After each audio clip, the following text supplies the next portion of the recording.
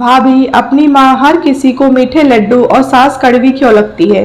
सुनो जी, घर के काम करते करते थक जाती हूँ, एक पल आराम नहीं मिलता। सुबह आपके रहते ही मम्मी जी और पापा जी को भी नाश्ता दे देती हूँ, फिर टिफिन बांध कर आपको देती हूँ। आप ऑफिस पहुँचते नहीं है कि इधर फिर से फरमाइश शुरू हो जाती है। अगर ऐसा ही चलता रहा तो मैं बच्चों को लेकर मायके चली जाऊंगी, कह देती हूँ। फिर अपना और उनके खाने का इंतजाम खुद कर लेना। लड्डू बनाते हुए सोनी अपने पति अजीत से कहती है। अजीत बोला, लड्डू बना रही हो तो मीठा बोलो, ऐसा क्या हो गया कि दफ्तर से आया नहीं कि तुम अपनी शिकायतों का दोखड़ा खोलकर बैठ गई। और काम अगर ज्यादा हो गया है तो एक और काम वाली लगा लो, ज्यादा से ज्यादा 3-4 हजार लेगी। सोनी बोली, फिर खर्चा नहीं बढ़ेगा।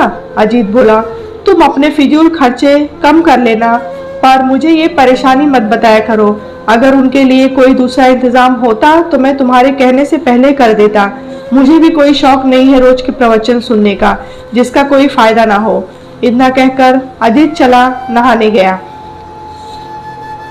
अजीत के जाते ही सोनी की सास कामिनी जी आई और बोली, बहू, जब तुम इस घर में आई थी तो मैंने सोचा मेरा बेटा हमारे साथ उठता बैठता नहीं, तुम्हारे साथ रहकर शायद उसके मन में दया की भावना जागेगी, पर तुम तो उसे और हमारे खिलाफ कर रही हो। आखिर इस घर में मैंने तुम्हें क्या कमी होने दी। कल तक ये घर और बेटा कल कब मेरा था। मैं इस घर की महारानी से कम नहीं थी, पर सब कुछ मैंने तुम्हारे हाथों सौंप दिया। तुमने ये कैसा सिला दिया। आखिर हम कौन सा फरमाइश तुमसे करते हैं। सोनी बोली, मम्मी जी, मेरा मुंह मत खुलवाइए। बोल तो आप ऐसे रही हैं जैसे किसी राजमहल की महारानी थी। अरे ये घर, सामान और जिम्मेदारियों के बोझ के अलावा आपने और क्या दिया। और क्या मैं गलत कह रही हूँ। इतने ऑफिस जाते ही आप दोनों चाय की फरमाइश नहीं करते। पता है दूध का भाव क्या हो गया है। ऊपर से काम वाली कहती है पगार बढ़ा दो। आपके बच्चे ने पैसे छापने की मशीन नहीं खोल रखी है। इतना कहते हुए लड्डुओं का डब्बा लेकर वो कमरे में चली गई। निराश कामिनी जी कमरे में लौटी तो उनके पति सुरेंद्र बाबू बोले, क्यों अपनी रोज रोज बेइज्जती करवाती हो। मान क्यों नहीं लेती कि जो घर और बेटा पहले तुम्हारा था वो अब किसी और का हो चुका है। कल तक तुम घर को संभाले महारानी होगी, पर आज दोनों वो शब्द कहते हुए मेरी जीभा साथ नहीं देती। हमारी औकात इस घर में क्या है ये तुम भी जानती हो। चुपचाप राम का नाम लो और विनती करो उनसे अब हमें इस संसार से मुक्त करे। दोनों चुपचाप अपनी हालत पर आंसू बहा रहे थे। अगले दिन अजीत किसी काम से शहर से बाहर गए। बच्चों ने पिज्जा खाए की फरमाइश की तो सोनी ने अपने बच्चों के लिए पिज्जा मंगवा लिया। सास ससुर के लिए उसने खिचड़ी बनाकर दी। जब कामिनी जी ने कहा, बहू, खिचड़ी तो शनिवार को खाया जाता है, आज तो मंगलवार है और दिन में खिचड़ी। सोनी मुंह बनाते हुए बोली, मम्मी जी, गर्मी इतनी हो रही है कि रसोई में मेरा जाने का मन नहीं है। आज खिचड़ी से ही काम चला लीजिए। मैं बच्चों के साथ कमरे में आराम करूंगी तो मुझे परेशान मत कीजिएगा। इतना कहकर उसने कमरे का दरवाजा बंद कर लिया। पिज्जा खाकर बच्चे खुश हो गए और वीडियो गेम खेलने लगे। सोनी के पास कुछ काम नहीं था तो वो अपनी सहेली ममता से बात करने लगी और अपने घर की हालत बताई। ममता बोली, तुम्हें उनसे काम निकलवाना नहीं आता। अरे काम वाली को इतने पैसे देती हो क्योंकि तुम्हारी सास भारी काम नहीं कर सकती, पर बैठे बैठे बर्तन तो धो ही सकती हैं। काम वाली से दूसरे काम करवाओ, बर्तन धोना, सब्जी काटना, ये सब अपनी सास से करवाओ। बस बदले में जो भी चटपटा खाती हो थोड़ा सा उनके सामने रख दो। शाम में सोनी ममता के सुझाव पर विचार कर रही थी। मन ही मन सोच रही थी कि कहीं अगर वो ऐसा करे और सास ससुर विद्रोह कर दिया तो। तभी उसकी छोटी बहन रानी का फोन आया। पता है दीदी, मेरी सास मुझे 1 मिनट का चैन नहीं लेने देती है। सब खाकर उठ जाते हैं तब मुझे खाना खाने कहती हैं। अगर फरमाइश पूरी ना करो तो मेरी शिकायत इनसे करती हैं। और ये ठहरे श्रवण कुमार, तुम्हारा अच्छा है, जीजा जी तुम्हारी बात सुनते हैं और तुम्हारी सास ने भी तुम्हें कम परेशान नहीं किया होगा। न जाने ये हर सास बुरी क्यों होती हैं। बहन की तकलीफ सुनकर सोनी ने निर्णय किया कि अब तो ममता का नुस्खा अपनाना ही पड़ेगा। 2 दिन बाद जब अजीत आए, सोनी बिल्कुल ठीक थी। जैसे ही वो दफ्तर गए, सोनी ने माथे पर पट्टी बांधी और कामिनी जी को चाय देने गई। कामिनी जी ठहरी ममता की मूरत। उन्होंने पूछा, क्या हुआ बहू, क्या तबीयत खराब है? सोनी मुंह बनाते हुए बोली, मम्मी जी मेरा सर फटा जा रहा है। ऊपर से सपना बोली कि वो बर्तन नहीं धोएगी, उसके हाथ में दर्द है, वो दूसरे काम कर लेगी। अब आप ही बताइए, कब बर्तन धोऊंगी और कब खाना बनाऊंगी? कोई नहीं जिससे मदद मांग सकूं। सुरेंद्र बाबू शंका की दृष्टि से अपनी बहू को देख रहे थे। कामिनी जी बोली, ऐसा क्यों कहती हो बहू, मैंने तुम्हें बेटी से कम नहीं समझा है। चलो मैं तुम्हारी मदद करवा देती हूँ।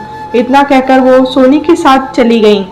रसोई में सोनी बोली, मम्मी जी आपसे बर्तन धुलवाने में अच्छा तो नहीं लगता, आप ऐसा कीजिए नीचे बैठकर बर्तन धो लीजिए, आपको दिक्कत नहीं होगी, मैं बाम लगाकर दूसरे काम कर लेती हूँ। इतना कहकर वो अपने कमरे में आराम करने चली गई। सपना सोनी के कमरे में झाड़ू लगा रही थी। वो बोली, भाभी जी क्यों अपने सर पर पाप लेती हो? जो आपको बहुरानी मानकर घर में लेकर आई, आप उनसे नौकरानी वाले काम करवा रही हो। सोनी बोली, चुपचाप जितना तुमसे कहा गया है उतना करो, बर्तन धोना और सब्जी काटना मम्मी जी कर लेंगी, तुम आज से कपड़े और झाड़ू पोछा किया करो, और हाँ हफ्ते में एक दिन मेरी मालिश कर दिया करो।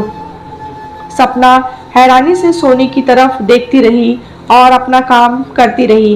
दोपहर के खाने में सोनी ने पनीर की सब्जी बनाई। सास ससुर को रोटी दाल के साथ पनीर की सब्जी दी।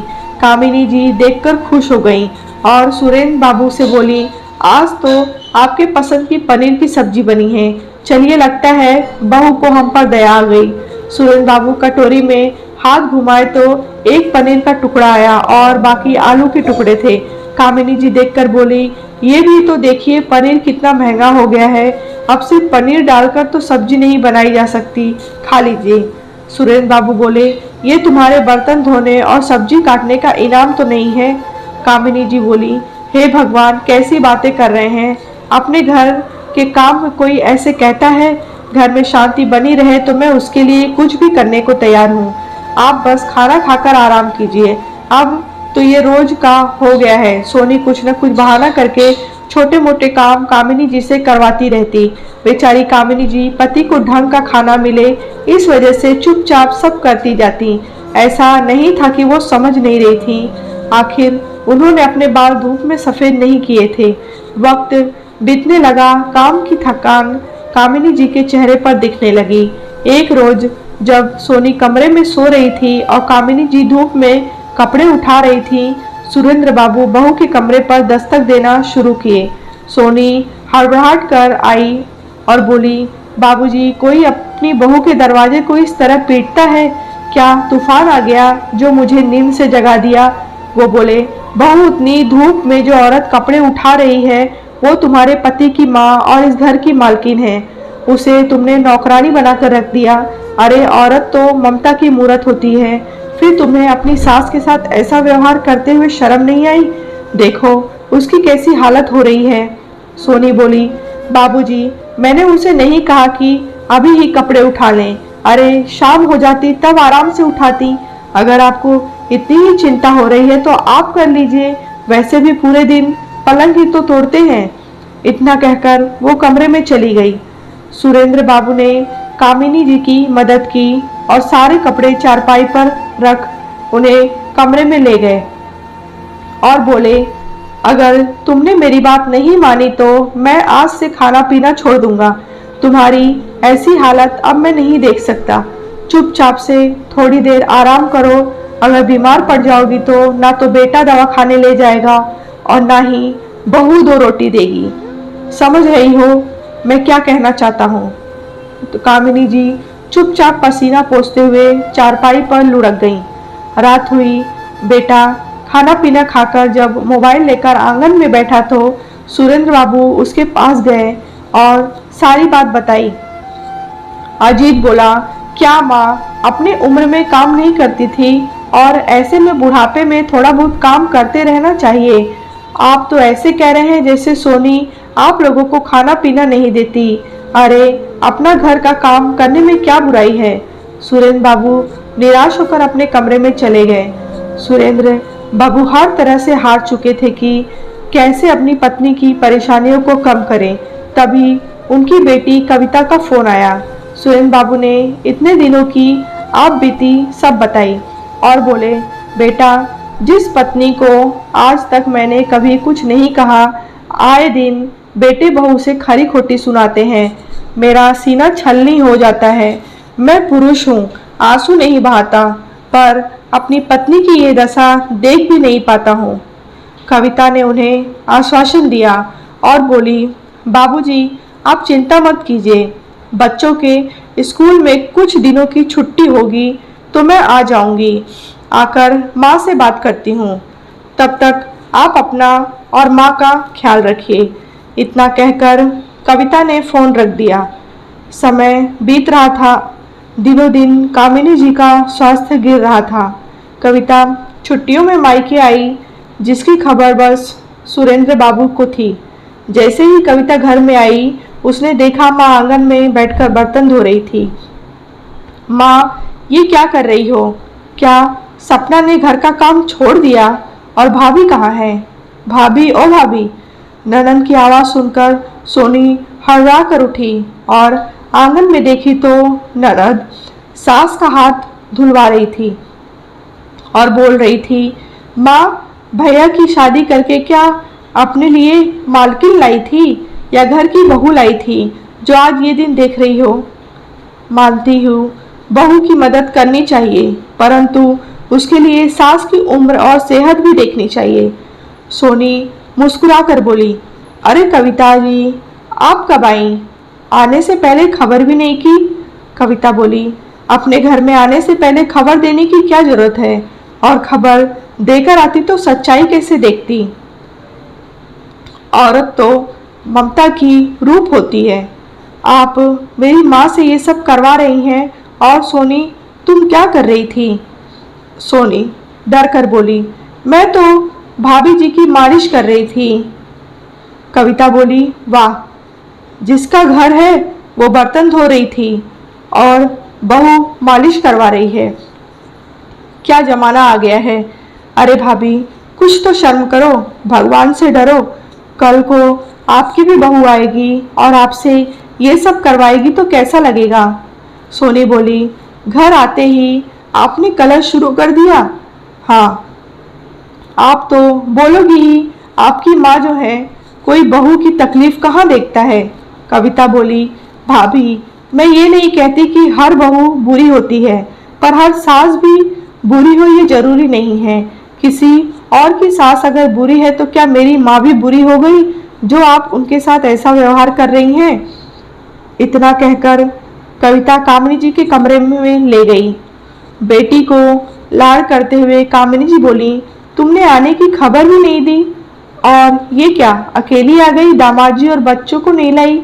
कविता बोली, माँ, अगर मैं तुम्हारे दामाद और बच्चों को लाती तो वो तुम्हारी ये हालत देखकर क्या सोचते? माँ, बहू की माँ बनना अच्छी बात है, परंतु बहू को अपनी मालकिन तो मत बनाओ। और बाबूजी, एक बात बताऊं, इस सबसे दोषी भैया भाभी के साथ आप और माँ खुद हैं।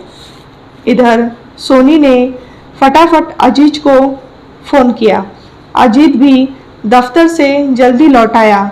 सोनी सबके लिए चाय लेकर आई तो अजीत बोला, मैंने सुना है घर में आते ही तुमने सबकी क्लास ले ली।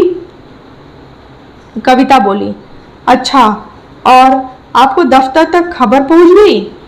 फिर तो माँ की जो हालत है वो भी खबर आपको होगी, या फिर आप माँ की परेशानियों से अनजान हैं? अजीत बोला, तुम कहना क्या चाहती हो? कविता ने पूरी बात बताई। अजीत बोला, तो घर के कामों में अगर माँ अपनी बहू की मदद कर देती है तो तुम्हें क्या तकलीफ है? माँ बेटी की मदद करे तो मदद, और बहू की मदद करे तो गुलामी। कविता बोली, मुझे शर्म आ रही है कि आप अपनी माँ की तकलीफ जब नहीं समझ पा रहे हैं तो आपकी पत्नी कैसे समझेगी?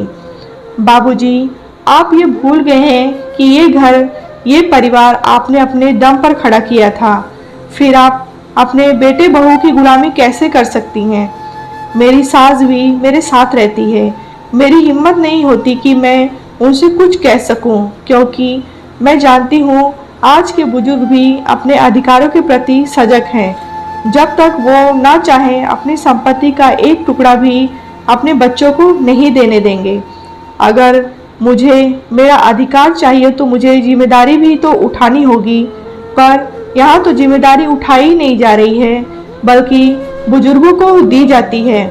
अजीत बोला, कविता, तुम हमारे घर की शांति भंग कर रही हो। अपने घर की बात अपने घर में रखो। कविता बोली, नहीं, ये घर तो मेरा भी है और मेरा भी इस घर पर अधिकार है। सोनी बोली, अब आई असल बात जुबान पर। ये कहिए कि आपको घर और संपत्ति में से हिस्सा चाहिए। कविता बोली, मुझे भगवान का दिया सब कुछ है। मुझे मायके की संपत्ति और घर में हिस्सा नहीं चाहिए। अगर मेरे माता पिता के साथ ऐसा व्यवहार रहा तो शायद मैं आपको पूरी संपत्ति लेने नहीं दूंगी। बेटी की बातों को सुनकर सुरेंद्र बाबू को साहस आया। उन्होंने कहा, कविता सही कह रही है बहू, अब तुम हमारे बारे में इतना सोचती हो तो मैं सोचता हूँ अपनी सारी संपत्ति तुम्हारे नाम ही कर देता। कविता हैरान होकर सुरेंद्र बाबू की ओर देखने लगी। सोनी बोली, बाबूजी, आप ऐसा कैसे कर सकते हैं? सुरेंद्र बाबू बोले, हाँ बहू, क्योंकि तुम तो अपनी सास को सास नहीं नौकरानी समझती हो। फिर मैं क्या कर दूं? तुम्हें अपनी संपत्ति तुम्हारा पति कमाता है और तुम तो कह रही थी कि तुम हमें पाल रही हो।